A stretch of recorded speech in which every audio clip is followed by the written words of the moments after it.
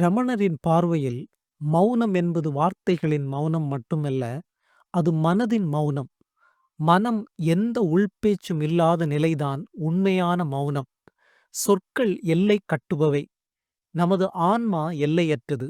எனவே சொற்களால் அதை முழுமையாக விளக்க இயலாது.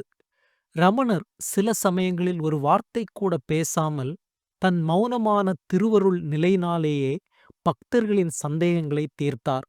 இதுவே மௌன போதனை. இந்த அமைதியான சக்தியை புரிந்து கொள்வதே மௌன கவனிப்பின் ஆரம்பம். கவனிப்பு என்றால் என்ன? நாம் எப்போதும் எதையாவது கவனித்துக் கொண்டிருக்கிறோம். ஒரு பொருளை, ஒரு நபரை, ஒரு செயலை. இது சாதாரண கவனிப்பு.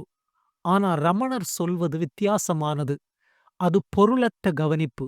எதையும் விமர்சிக்காமல், பகுப்பாய்வு செய்யாமல், தீர்ப்பளிக்காமல் வெறுமனே நடப்பதை ஒரு சாட்சியாக பார்ப்பது.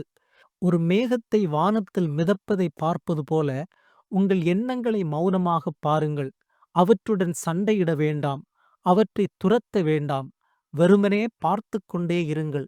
நீங்கள் ஒரு எண்ணத்தை உற்று நோக்கும்போது அது தானாகவே வலுவை இழந்து மறைந்துவிடும். எண்ணங்கள் மறையும் போது அங்கே எஞ்சியிருக்கும் வெற்றிடம் உங்கள் உண்மையான இருப்பு. இந்த கவனிப்பை நான் என்ற உணர்வின் மீது செலுத்த முயற்சிக்கவும். நான் யார் என்று கேளுங்கள். பதிலை சொற்களால் எதிர்பார்க்காதீர்கள். அந்த கேள்வியை கேட்டு அதைத் தொடர்ந்து வரும் மௌனத்தை கவனியுங்கள். அந்த மௌனத்தின் நடுவில் நான் என்ற சிறு தனிமை உணர்வு கரைந்து போகிறது. அதற்கு பதிலாக ஒரு பரந்த விழிப்புணர்வு மட்டுமே இருக்கிறது. இதுவே ஆன்மாவின் சுவை. இந்த மௌன கவனிப்பு வாழ்க்கையின் நடுவிலும் சாத்தியமானது. காடுகளுக்கு செல்ல தேவையில்லை. நீங்கள் சமையல் செய்து கொண்டிருக்கலாம். அலுவலகத்தில் பணிபுரிந்து கொண்டிருக்கலாம். அப்படி இருந்தும் உங்களுக்கு உள்ளே ஒரு சிறிய பகுதியை மௌனமாக கவனித்துக் கொண்டிருக்கும் நிலையில் வைத்திருக்க முடியும்.